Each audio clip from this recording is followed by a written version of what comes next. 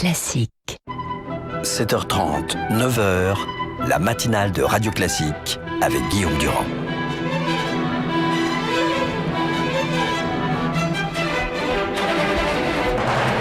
L'invité politique sur Radio Classique et LCI. Bonjour à vous tous, je suis ravi de vous retrouver donc sur l'antenne de LCI et sur celle de Radio Classique. Nous sommes avec Gérald Darmanin qui, vous le savez, est proche de Nicolas Sarkozy, parlementaire et maire de Tourcoing. Nous sommes en pleine bataille entre Xavier Bertrand et Marine Le Pen pour les régionales dans le Nord. Une émission avec François Fillon ce soir qui va défier Manuel Valls, vous allez la regarder ?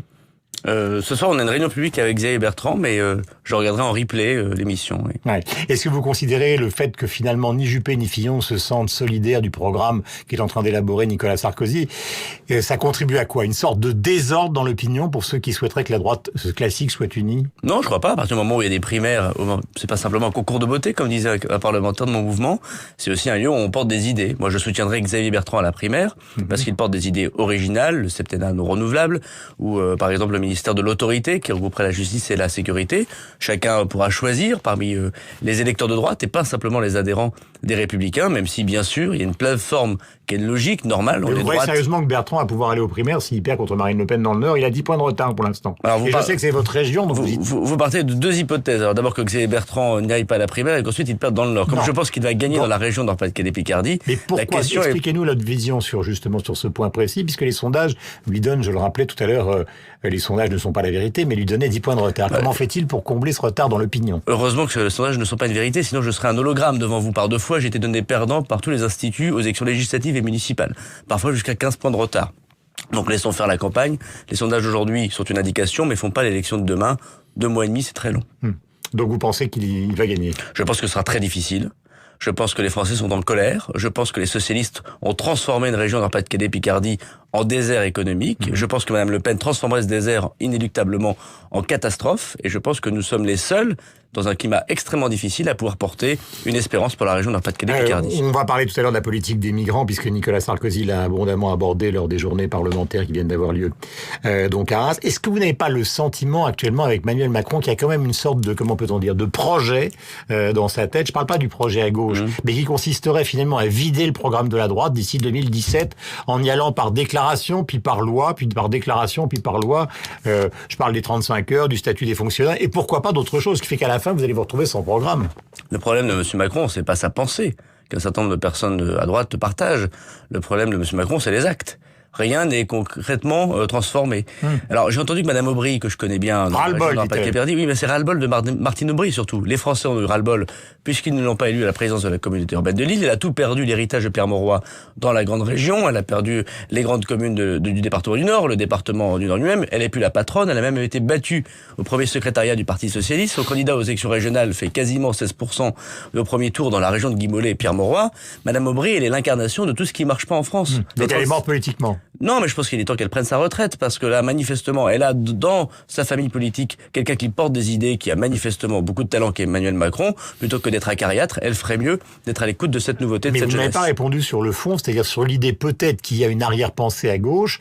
Vous avez d'un côté un président qui essaye de rassurer la gauche, de l'autre côté le Premier ministre qui essaye d'occuper les fonctions dites régaliennes avec Bernard Cazeneuve, et puis un électron libre qui a comme objectif finalement de dézinguer le programme de droite en se l'attribuant. Ça peut exister. Non, mais aujourd'hui, M. Macron est bien seul. Il est comme une étoile, seul dans un désert de noirceur, et il essaie de temps en temps de donner une bonne idée. Simplement, il recule à chaque fois. À chaque fois qu'il donne une bonne idée, il recule pour dire « non, j'ai pas voulu vraiment dire ça ». Ce qui est sûr, c'est que la droite doit enfin... Mais vous n'êtes pas certain qu'il y a une arrière-pensée qui ne se dévoile pas? Non, je pense... Vous croyez qu'il est seul, que c'est un électron libre? Je suis pas sûr que M. Hollande soit calculateur ou manipulateur ou politicien. C'est pas du tout le genre de François Hollande d'imaginer... Vous dites ça avec un petit sourire qui commence à... Oui, si vous voulez, le problème, c'est que dans la crise économique, la crise d'identité que connaît notre pays, les petits jeux de M. Hollande qui jouent le congrès et l'après-congrès sont tout à fait dérisoires. Et le problème de M. Hollande, c'est pas sa personnalité, c'est qu'il n'a pas encore endossé les habits du président de la République. Ce qui est très inquiétant, c'est qu'il faut un président de la République en France. Ne serait-ce que parce que, économiquement, nous avons besoin véritablement d'un programme, non pas de droite ou de gauche, mais d'un programme au service des entreprises et de la création de richesses. Gérald Darmanin, nous sommes en direct sur Radio Classique et LCI. Vous dites qu'il n'y a pas de leadership, c'est l'un des grands thèmes de Nicolas Sarkozy. Et en même temps, François François Hollande va aller devant le Parlement européen avec Angela Merkel. Dire qu'il n'y a pas de leadership, c'est un droit de l'opposition, mais c'est pas une réalité en matière de politique étrangère. C'est une réalité. Prenons un exemple très concret. Je suis maire d'une commune de 92 000 habitants. J'ai parlé de politique étrangère, oui, vous parlez de votre oui, non, mais pourquoi pas. Et soyons extrêmement concrets. Au mois de juin, le président de la République nous dit, je prends pas de migrants, pas de quotas, parce que les quotas, c'est pas la France. La France, c'est les critères. Très bien, c'est heureux. 10 000 migrants à l'époque. Aujourd'hui, parce que Mme Merkel a, en quelques jours, ouvert les frontières, il fallait être très généreux. Elle dit, bon, finalement, on en prend 24 000. Donc maintenant, vous pouvez prendre les quotas. Puis Mme Merkel, elle rétropédale. Angela a dit, on ferme les frontières. Donc du coup, François Hollande dit, Emmanuel Valls, il faut fermer les frontières. C'est la politique de la samba, un pas en avant, deux pas en arrière. C'est pas ce que j'appelle un président de la République. Mon modèle, c'est le général de Gaulle. On en est manifestement très loin. Mais alors, quand Nicolas Sarkozy dit que des millions et des millions de migrants accusant l'Europe de mentir avec les 120 000 sont aux portes de l'Europe, est-ce qu'il n'est pas en train de pousser un peu loin quand même l'expertise dans ce domaine? Je ne crois pas. Ce qui est vrai, c'est que on va déjà des millions et des millions, l'expression, c'est quand même. Il y a objectivement entre le nord de l'Afrique, le Moyen-Orient et le Proche-Orient, une déstabilisation totale. Aujourd'hui, Daesh et le dictateur syrien touchent des centaines de milliers, voire des millions de personnes dans la Syrie et tout autour de la Syrie. Mais demain, ce sera peut-être la Jordanie. Ils sont aujourd'hui à quelques mètres, Daesh, si je veux dire, de la frontière avec la Jordanie. Ce sera peut-être la Turquie, ce sera peut-être d'autres pays. Et si on ne règle pas le problème structurellement au Proche-Orient, au Moyen-Orient, notamment que les États arabes interviennent. Non, c'est pas une surenchère. La vision de ce dossier de Nicolas Sarkozy ne peut pas être supérieure à celle de 28 pays qui se réunissent jour après jour. Je me souviens que il serait seul contre tous les Européens. Je me souviens que Nicolas Sarkozy seul pouvait avoir raison, notamment lorsqu'il est intervenu pour sauver la Géorgie. Heureusement qu'on avait Nicolas Sarkozy à ce moment-là. Donc c'est lui qui a raison et l'Europe qui a tort aujourd'hui. Je pense qu'il faut écouter la voix de Nicolas Sarkozy, comme je pense qu'il faut écouter la voix de tous les responsables. Ce que je vois, c'est que François Hollande comme Mme Merkel ne savent pas manifestement ce qu'ils font. Un jour ils ouvrent, un jour ils ferment. Les migrants eux-mêmes ne doivent pas comprendre quelle est la politique européenne. Gérald Darmanin est en direct avec nous. Je rappelle qu'il est proche de Nicolas Sarkozy et donc maire de Tourcoing. Question. Il y a beaucoup de voix à droite, par exemple Bruno Le Maire, qui disent maintenant il faut arrêter de soutenir les monarchies arabes pour de multiples raisons. D'abord parce que, premier point, ils n'accueillent absolument aucun migrant. Je pense que c'est un vrai problème. Je pense que les États arabes, notamment ceux qui sont les plus stables de la région, doivent intervenir, accueillir des migrants, Arabie Saoudite, mais aussi etc. et protéger notamment aussi les chrétiens d'Orient. Ouais. Parce que aujourd'hui, ce que on s'aperçoit que c'est l'Europe qui porte. Vous savez que c'est le reproche est souvent adressé à Nicolas Sarkozy, qui est considéré comme trop proche de ces monarchies. Mais écoutez, moi, je ne suis pas dans ces sphères-là. Je suis un élu de base. Tout ce que je constate, c'est qu'effectivement, il y a une arrière-pensée de Le Maire qui est claire là-dedans concernant le Qatar. Je ne crois pas non plus que les politiques aujourd'hui ont des arrière-pensées. Quand il y a aujourd'hui des gens qui se font massacrer, tuer, violer, esclavagisés, si vous me permettez cette mauvaise expression. C'est le cas aujourd'hui en Arabie Saoudite, vous avez raison de le dire. Ce qui est sûr, c'est que les États arabes doivent mener la coalition, je le crois, au sein de l'ONU pour intervenir en Syrie. C'est avant tout un problème des États arabes. Et les États arabes, notamment les États les plus stables, doivent accueillir les réfugiés et notamment les chrétiens d'Orient. Il faut que la voix de la France, c'est ça, ceux qui ne le font pas. Et le président de la République, il peut dire que les maires doivent accueillir des migrants pour 1 000 € par foyer, parce que c'est à ça dont on est réduit aujourd'hui. Il doit surtout prendre son avion, aller au Conseil de sécurité de l'ONU et porter la voix de la France comme Dominique de Villepin l'avait fait en son temps, ou comme tous les grands présidents de la République l'ont fait. Tourcoing, vous en accueillez? Non. On a 4 600 demandes de logement en attente. Donc je ne sais pas ce que je dis, je l'ai dit à monsieur le préfet. Qu'est-ce que je dis à tous ces Français et les étrangers? Si l'État vous donne les 1 000 €. Et les étrangers, mais 1 000 €, mais on ne fait pas l'aumône. Vous savez ce que c'est que d'accueillir une famille, quelle qu'elle soit? Il faut que les enfants aillent à l'école, il faut des aides sociales, il faut qu'elles accèdent à la crèche. Enfin, genre 1 000 € par foyer, c'est une blague. Donc l'État qui a des fois diminué les dotations, nous empêche de construire avec la célèbre et néfaste loi Duflot qui a empêché la construction de logements et notamment de logements sociaux.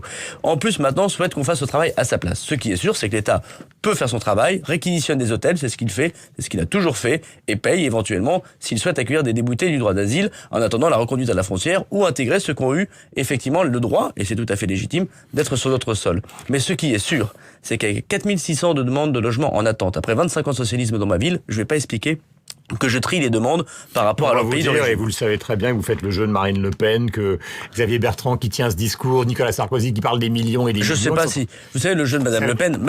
C'est le grand argument de la gauche, il court derrière le Front National, vous le savez. Mais la gauche, vous savez, elle a plus que ces arguments-là. Dans ma région, Nord-Pas-de-Calais-Picardie, à chaque fois que Madame Le Pen a fait des gros scores, elle a gagné des élections comme à Hénin-Beaumont, elle l'a toujours fait sur les terres de gauche. Elle l'a jamais fait sur les terres de droite. Quand Madame Le Pen se présente à l'élection présidentielle dans ma commune, elle fait plus de 20%. Quand je m'y présente, elle fait 11%. Il y a au moment vraiment un discours de vérité. Les Français sont pas de droite, de gauche, d'extrême droite ou d'extrême gauche. Ils sont du bon sens. Le Front National chez moi, il vote contre les caméras de vidéoprotection. Il vote contre la baisse des impôts que je propose aux habitants. J'ai pas vraiment l'impression que je fais le jeu du Front National. Dernière question, elle est double en fait. Nicolas Sarkozy, d'après le Nouvel Observateur, aurait chargé Jean-François Copé dans l'affaire du Big Malion. Jean-François Copé dit que tout ça est totalement faux. La justice tranchera, en tout cas, en tant que responsable politique, mais surtout en tant que citoyen. Moi, j'espère qu'on saura la vérité sur cette affaire. Détourner de l'argent manifestement, je le mets avec du conditionnel, surtout lorsqu'il s'agit d'argent de gens qui payent parfois 10 euros, 20 euros dans des permanences politiques, qui sont chômeurs, qui sont ouvriers, qui croient à la droite. C'est une trahison. J'espère que la justice permettra de savoir. Et dernière question, il nous reste une trentaine de secondes, en rappelant que nous sommes donc en direct avec Gérald Darmanin, donc le maire de Tourcoing. Il y a un peu moins de 200 000 adhérents à l'UMP. Nicolas Sarkozy avait dit depuis qu'il avait accédé à la présidence que finalement les chiffres allaient exploser, 200 000, 300 000. Il vise même 500 000. Or pour l'instant, ça recule les adhésions. Pourquoi ? Je crois qu'il y a une bataille de chiffres. Alors vous savez ce que faisait Xavier Bertrand quand il était secrétaire général ?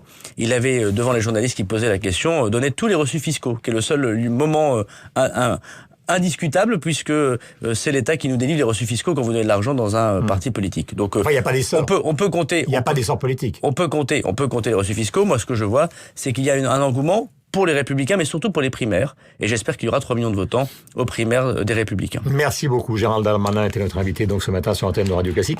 Bonne journée. Merci. À vous. On va retrouver nos amis de LCI, Sophie Paolini sur l'antenne de Radio Classique et Philippe Tesson tout à l'heure.